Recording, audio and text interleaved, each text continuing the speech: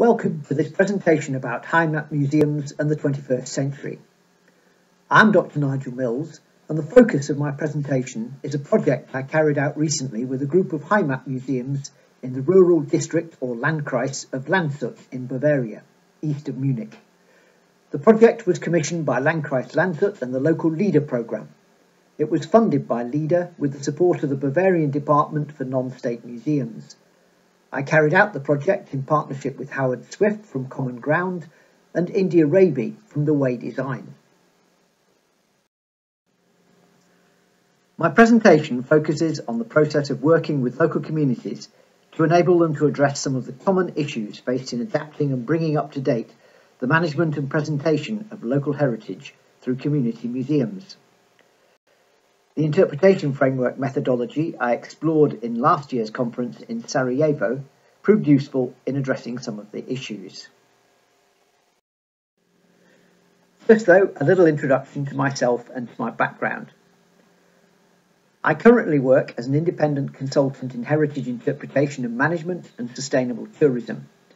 Projects include concepts for museum galleries and exhibitions and interpretation planning for landscape partnerships. On several recent projects, I've worked in partnership with Minerva Heritage, based in Lancaster in the UK. I have a long-standing interest in engaging people, communities and visitors with landscapes and their human heritage. Originally trained as a landscape archaeologist, I developed a career in countryside and heritage management, first as a countryside ranger and then as manager of a 300-hectare country park.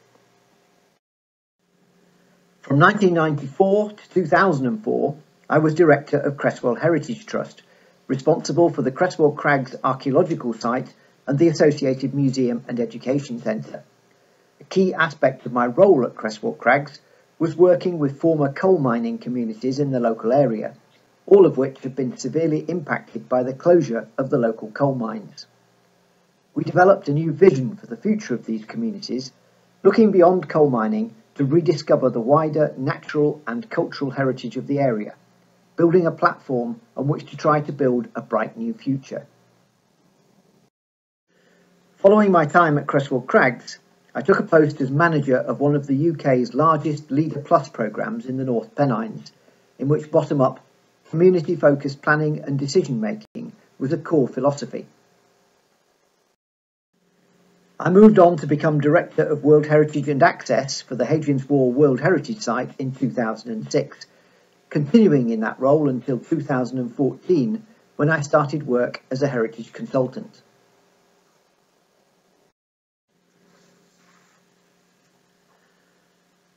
Fostering community heritage has been a key motivator for me throughout my professional life. One of my favourite projects has been the Pride of Place Discover the Meaden Valley project we developed at Cresswell Crags as part of the Coalfield Regeneration Programme. Set up in 2001, I believe this was the first ever Community Heritage Officer programme to be funded by the Heritage Lottery Fund.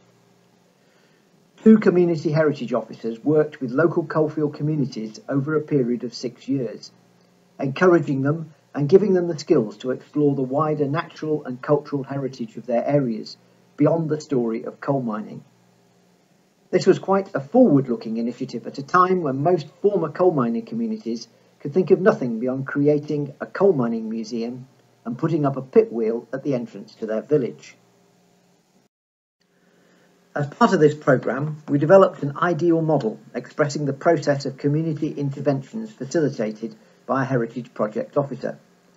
High intensity engagement and input on the right, initiated by the project officer if required, leads to less intensive engagement and a snowball effect across other adjacent communities as community confidence, knowledge and skills develop. Experience suggests that the success of this model is heavily dependent on time and continuity of input, variables that are unfortunately seldom achieved due to short-term funding and short-term contracts. One success story is a community heritage project initiated in the former mining village of Cresswell, near the Cresswell Crags archaeological site. Interpretation of the wider natural and cultural heritage of the surrounding limestone landscape was integrated into the design of a new cafe constructed as part of a multifunctional community building at the heart of the regeneration process. 15 years on, the project is still winning awards, the latest in 2017, and the cafe and the interpretation looks as fresh and inviting as when first installed.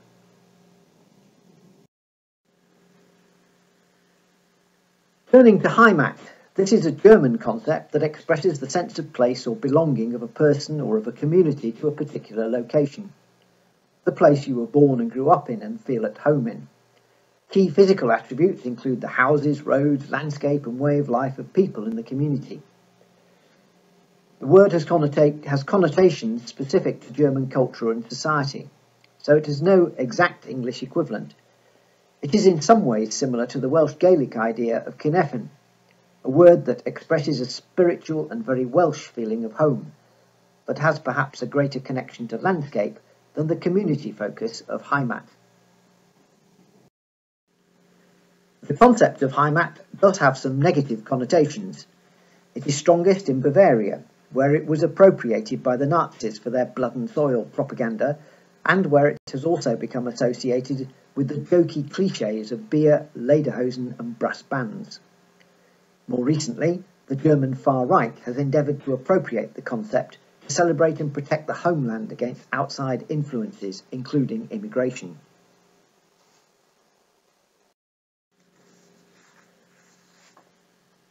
In its more benign aspects associated with sense of place, the concept is recognised by the German state. A Heimat minister was appointed in 2018, Heimat features in the national curriculum, and community projects focused on the idea of Heimat are encouraged and funded. The project area is located in the rural district of Landshut, a classic Bavarian landscape around the city of Landshut, located on the river Isar between Munich and the river Danube. The city of Landshut is a separate urban council area and was not included in the project. The focus of the project was 8 Heimat museums in 8 communities across the rural district: Brookberg, Buch am Erlbach, Altdorf, Essenbach, Ergoldbach, Niederreichbach, Geisenhausen and Vilsbiburg. 5 of these communities are located in the valley of the Isar River, 2 communities in the valley of the Vils River and 1 community in the valley of the Laber River. Each community has its own Heimat museum, celebrating heritage and sense of place and communicating and making this heritage available to local people. At present, with the exception of the Kröning pottery exhibition in the Heimat Museum in Vilsbiburg, none of these museums is seen as a significant tourism attraction to be promoted through regional tourism brochures and other media. Both Vilsbiburg and Altdorf have professional curators. The other museums are run by volunteers. The idea for the project arose from a problem faced by the local LEADER programme manager. All the museums were seeking LEADER funding, but the programme could not fund all of them, and there was no strategic framework through which decisions on funding could be made. The museums each present similar issues. Most are run by small groups of volunteers with no experience or training in collections management, display or interpretation. In several cases there is just one person whose enthusiasm and initiative keeps the museum going. Most have very limited funds, receive very small numbers of visitors, and the displays comprise very large numbers of objects with little or no interpretation, other than one-to-one interpretation provided by the volunteers as guides. The volunteers themselves are mainly older people, and there's little connection with younger people, other than visits from local school children in connection with the Heimat element of the school curriculum. From a LEADER perspective, it was likely that any funding would not contribute to sustainability and would not resolve the underlying issues.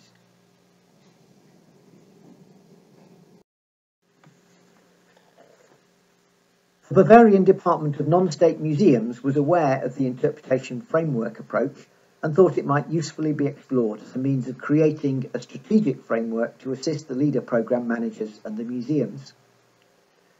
An interpretation framework is a methodology that can be applied where a group of museums have collections and deal with stories that are essentially similar, as is the case, for instance, with Roman military sites along the Roman frontiers. I talked about the interpretation framework methodology at last year's conference in Sarajevo. I will briefly summarise some key principles here. The approach is designed to enable each museum to tell a different but complementary story whilst contributing to an overarching narrative. Instead of competing with each other, collectively the museums can present a much richer, more varied and more interesting offer. The objective is, rather than finding that the museums are repetitive, the visitor is stimulated to visit each one to uncover a different part of the story, presented in different ways. A central overarching narrative with supporting themes is a key element of the methodology. This overarching narrative will typically take a much wider perspective than the individual museums would normally think about. The situation in Landkreis Landshut is in some ways comparable to the situation that existed with the museums along Hadrian's Wall. The Heimat museums are all essentially similar, as each village has a similar history and the museums have similar objects in their collections. Although there are local differences that are important for local people living in each community, for the visitor from outside, the museums seem much the same. The District Council archaeologist, the leader programme manager, and the senior advisor from the Bavarian Department of Non-State Museums made up the client team. This was self-evidently a community heritage project, so community consultation and engagement was an essential part of the programme. We adopted the following process. The first stage comprised a questionnaire survey followed by visits to all the museums and one-to-one meetings with the local Heimat leaders and the local mayors. Representatives from the regional and local tourism agencies were also interviewed. A draft concept was then developed and discussed with the client.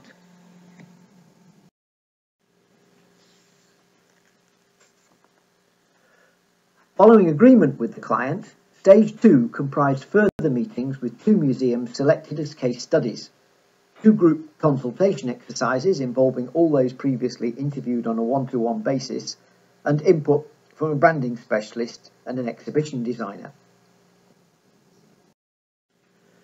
The third stage of the process involved working with one of the community groups to develop and deliver an example of how the recommendations might look in practice to provide an example for others.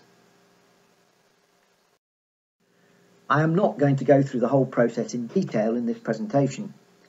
I will look at it through the perspective of challenges and opportunities, summarising what the communities told us during the consultation, our analysis of the situation and the proposals we put forward. Achieving buy-in from the communities was essential.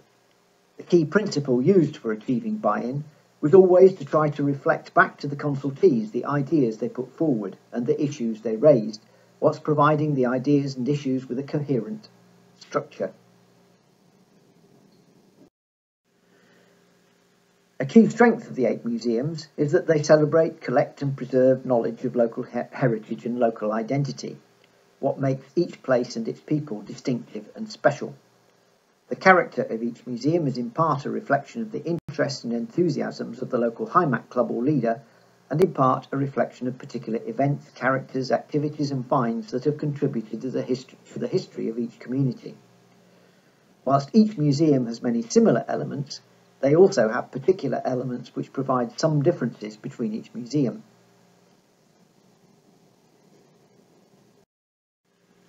The communities take pride in their rich local heritage and attractive landscape of small villages, each with its typical church and traditional buildings dating back to medieval times. There is a particularly rich archaeological record stretching back to the first farmers over 7,000 years ago, with a continuous and rich sequence through the Bronze and Iron Ages to the Roman and early medieval periods. Particular issues or problems the community groups told us about included the large number of objects in the collections, the ever-increasing demand for more space to store and display objects, the fact that members of the Heimat societies are getting older and are very few in number. It's difficult to recruit new and younger people, and there's a lack of capacity and expertise to put on exhibitions, recruit more volunteers, and provide services for visitors, especially schools. They also told us that there are few opportunities to be involved in archaeology, despite the area being so rich in archaeological finds and in heritage. Many people currently working in the Heimat clubs first became enthused with local heritage through participation in archaeological research and excavation when they were young. Modern archaeology is professional, so there are much fewer opportunities for local people to participate. The main audience for the museums is local people, including school children. However, the area has a growing economy, and many people are moving to live here because of the job opportunities and the attractive landscape. There is a desire to improve the cultural and recreational opportunities for the growing population and to enable people coming to live and work in the area to appreciate its rich cultural heritage and sense of place. Development of tourism as such is not an immediate priority, but improvement of the cultural and recreational offer for local people could provide a platform for tourism development. Through the consultation process and our own observations, we identified some key challenges. As I've already highlighted, the museums are all similar in many respects, as each village has a similar history and has similar objects to display. There is little interpretation, and there's a lack of any overarching narrative which encapsulates the area's special story. Local differences between the museums are important for people living in each community, but for the visitor from outside, each museum seems much the same as the next. There are too many objects on display, which can be very confusing and repetitive for visitors, and the displays are very object-focused. The stories can only be brought to life, really, by the guides. Standards of presentation vary widely across the different museums, and opening times are variable and very unpredictable.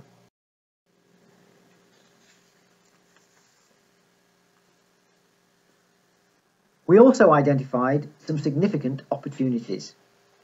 The exceptionally rich history and archaeology of the area provide an opportunity to create a very special cultural experience.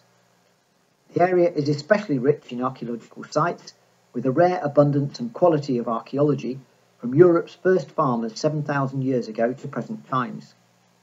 This abundance and quality of the archaeology and the continuity through time are rare even on a European scale, and is associated with the very rich and distinctive soils found on the upper terraces of the main river valleys. This opportunity could be realised if, instead of each museum trying to do everything, there was a focus on a particular part of the story, with each museum contributing its part of an overarching narrative about the landscape and its people over time. Essentially, this is about more interpretation, fewer objects, and greater differentiation. The Heimat collections themselves could be digitised. This could make the collections more widely and easily accessible, retain the essential purpose of Heimat, and reduce the number of objects on permanent display. For this purpose, a relatively small but specific Heimat space could be designated, where the digital collections could be searched and special objects of particular importance or significance displayed. Each museum could also aim to have a temporary exhibition space. This would enable other Heimat stories and objects important to the community to be interpreted and displayed in a rolling programme of changing exhibitions, creating new and different experiences for visitors.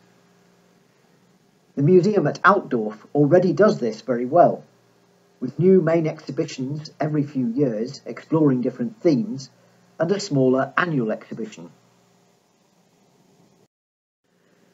There are existing walking and cycling trails. These could be expanded and developed to link the villages into a strategic network, providing leisure opportunities for local people, including recent migrants, with the museums providing destinations along the way. The cycling routes have particular potential, as the Isar Valley long-distance cycling route between the Alps and the Danube is one of the most popular in Germany. A network of linked routes could attract cycling tourists to visit the area if the appropriate infrastructure was put in place.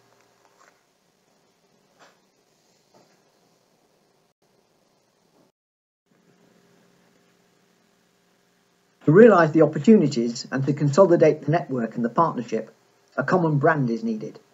At present, the area is lost on the edge of two strong regional brands: Hop Country, the world's largest area for growing hops, and Sparland, promoting health and well-being. The District Council promotes tourism across the administrative area, but is not in itself a brand. Branding would need to be informed by and promote the interpretation concept. Two museums already have qualified professional staff who put on good quality changing exhibitions. By pooling resources across the different communities, these staff could assist in providing training for volunteers at other museums in activities such as leading guided walks, managing collections, working with school groups, putting on exhibitions. This training could be paid for collectively. It's more cost effective to pool resources rather than each community trying to develop capacity on its own. A project officer would be needed to coordinate delivery of the trail network and to work with and advise the Heimat groups on how to digitise their collections and to develop exhibitions that tie in with the proposed interpretation framework. The area is so rich in archaeology that the district archaeologist runs a continuous programme of archaeological excavation in response to development proposals. The archaeologist already encourages local people to participate in these excavations, and there's an existing programme of excavations run by a local university using mainly volunteer archaeologists, but often from other countries. These programmes could be expanded to include more local people and linked to the proposed training programme for local volunteers. The archaeological and historical evidence reveals a story of the rich and enduring relationship between people and landscape in the area over 7,000 years, strongly influenced by the particular opportunities provided by the local landscape, especially the river valleys and the lowest soils. The archaeological stories are especially striking. Few areas of Europe have such rich continuity of occupation, with such rich archaeological sites so well preserved. The rich archaeology is explained partly by the fertile soils of the river terraces, but also by the location of the area in the Isar Valley, a major communications and migration route between the Alps and the Danube. The archaeology reveals a fascinating story of migration, trade and exchange with the world beyond the Isar. And this story resonates strongly with modern times, with people coming to live in the area because of the job opportunities and the attractive landscape. Our proposals are summarised in the next two diagrams. The first concerns the museums themselves. Each museum should have a core exhibition focused on one or two themes that contribute to an overarching narrative, using objects and stories from the local collection. The majority of the Heimat collection itself should be digitised, with a small number of special objects selected for permanent or temporary display. The core exhibition should be supported by temporary exhibitions, with changing displays featuring other objects and other stories from the collections. And there should be a pooling of resources, enabling sharing of existing professional skills, providing a central resource for training and advice, and this would help to develop additional capacity. The second set of proposals concern the wider context in which the museums sit. Firstly, we propose the development of a network of cycling and walking trails linking the museums with the national and regional trail network. Secondly, we proposed that clear branding be developed, informed by the interpretive concept through which to promote the museums and the recreational cycle and walking network. A number of case studies would be needed to deliver pilot projects with the existing museums to illustrate how the proposals might work in practice. And all of this could be facilitated through a project officer to take forward the proposals and advise and assist the Heimat groups, and also to develop opportunities for community engagement in archaeology projects. Our most important proposal was the development of an interpretation framework through which all the different museums could work together and each of them tell a different part of a core narrative. The overarching concept for the interpretation framework is the 7,000-year story of people and landscape in the Isar, Vils and Laber valleys. Central to this story is the way the landscape and soils of the area have influenced the continuity, locations and distribution of human settlement over this long timescale, with the location of the rich lower soils being key. The second core theme is the opportunities the landscape has offered for trade, communications and movements of people along this natural route between the Alps and the Danube. The third theme is about the adaptations and innovations that have taken place as communities have adapted to changing environments, conditions and opportunities. This theme includes thinking about future management and sustainability. Our ancestors have lived sustainably in this landscape for 7,000 years. Will that still be the case in another 7,000 years? The fourth theme is about the archaeological and scientific techniques and research which provide us with the evidence and understanding to be able to bring these stories to life. The proposal maps the 8 Heimat museums into this framework, identifying how each museum collection can connect to and illustrate this core story. 2 or 3 core stories are proposed for each museum. One story focuses on a local archaeological site that contributes to and illustrates the core narrative. The other stories pick up on local stories of particular significance to the local community.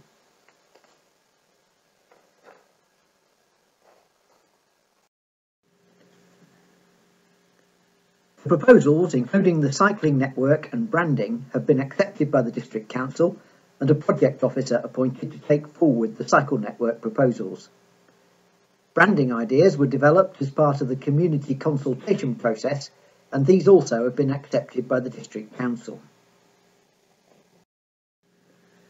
The third stage of the project has involved working up and delivering proposals for one of the museums as a case study to illustrate how the interpretation framework might be delivered in practice.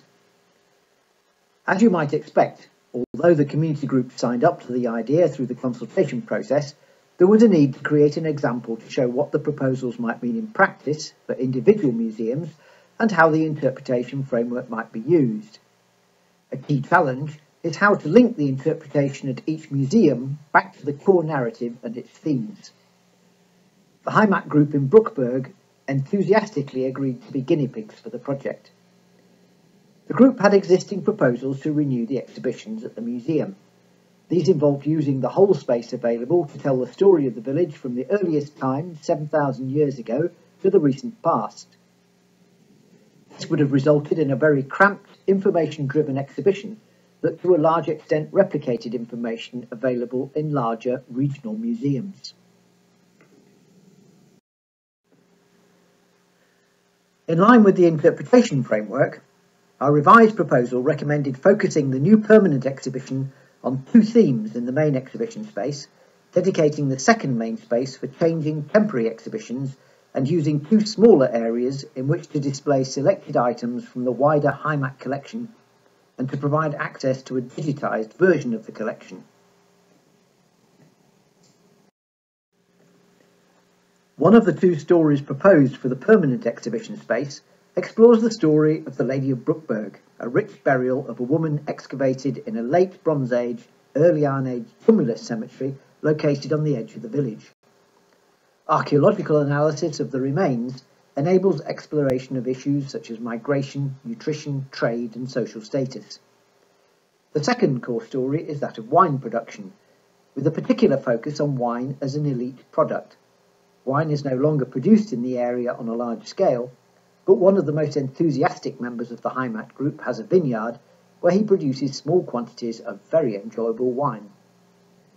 The story of wine as an elite product resonates with the Lady of Brookberg, since it was in this period that the first imports of Greek wine from the Mediterranean are known. It also resonates with the famous medieval marriage ceremony that took place in the city of Landshut and is the focus for a major festival every 2 years. The Brookberg Heimat group accepted the revised proposals in principle. The Bavarian Department of Non-State Museums agreed to provide funding for a museums advisor to work with the group to develop a more detailed concept, identifying objects for display and developing texts. As with many projects, it's one thing for the community group to accept the principle and quite another to deliver it in practice. Throughout the process of developing the detailed concept, the group have been encouraged to avoid the tendency to want to tell everything and to focus instead on a few core stories and to restrict text to a minimum. With the support of the museum curator from Altdorf and the district archaeologist, a little ongoing input from myself, and the full participation of the Heimat group, this appears to have been successfully achieved. Landkreis Landshut Council and the LEADER programme have now approved funding for the new exhibition and a designer appointed to work with the community to deliver it. The opening is planned for April 2021. Approaching the end of this presentation, I thought it might be useful to give some reflections about the consultant team's role in the project, our achievements, issues and risks. For the client team, this has been a very innovative project. The whole process of facilitated consultation was not one they were used to, and they initially regarded it with some suspicion and concern. Would the community say anything useful or helpful, or simply argue amongst themselves and not be able to come to any sort of conclusion? In the event, the consultation was very effective, achieving both positive contributions and buy-in from the communities involved. The core ideas came from the communities themselves. They all enjoyed the opportunity to talk about what was special about their area and to identify the particular stories that their own village could contribute to the whole. Our proposals, and especially the interpretation framework itself, were very clearly derived from the consultation process. We reflected back to the communities what they'd told us about their area, their landscape and its history, and the issues and challenges they faced, but provided a structure through which their vision of Heimat could be more effectively interpreted to wider audiences and the issues they raised, confronted and managed.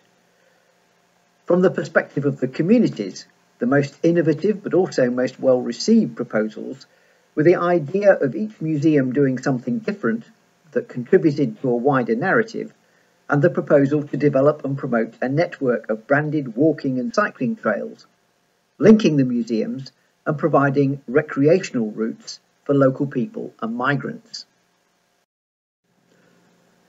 A key contribution of the consultant team was to take a wider perspective, looking at the bigger picture and making links between different operational areas that are normally separate. We helped the communities realise, for instance, that it was the archaeology that was the most distinctive aspect of their 7,000-year story. Pretty villages with historic churches surrounded by old farm buildings are two a penny in Bavaria. The abundance and quality of archaeological finds characteristic of Landkreis Landshut is, in contrast, very rare. We also made a connection between the community museums and the cycling network. The tourism team responsible for the recreational routes would not normally have seen the community museums as an opportunity. The proposed strategy with the interpretation framework at its heart helps give the community museums the potential to appeal to wider audiences and to become part of a recreational network. This proposal to develop a recreational network that included the museums has helped give the museums a higher profile within the district council and to be taken more seriously, contributing to wider council objectives. It was a bit of a shock for the district council to be told that its promotional activity was not a brand and that branding needed to be led by the interpretation concept. However, they have taken this on board and officially recognised and endorsed the approach. We also help the communities and other stakeholders understand the use of objects for storytelling, communicating the message that you don't need lots of objects to tell stories. One object, appropriately presented, can be used to tell many different and engaging stories and to link with other objects and stories. The project started in 2017 and still has a long way to go. The two biggest risks are that the partnership approach is not supported and maintained, and that the joined-up vision will be lost. Strategies based on joined-up thinking, linking departments and work sectors that don't normally work together, are very vulnerable to staff changes and internal politics. Once the understanding of the connections goes, the joined-up elements risk splintering into component parts, and people soon forget what the vision was all about. Most importantly, the project needs a champion or champions who understand the vision and who are appropriately placed to move it forward directly or indirectly, ensuring continuity. The project is ambitious, and only time will tell whether and to what extent it has been successful.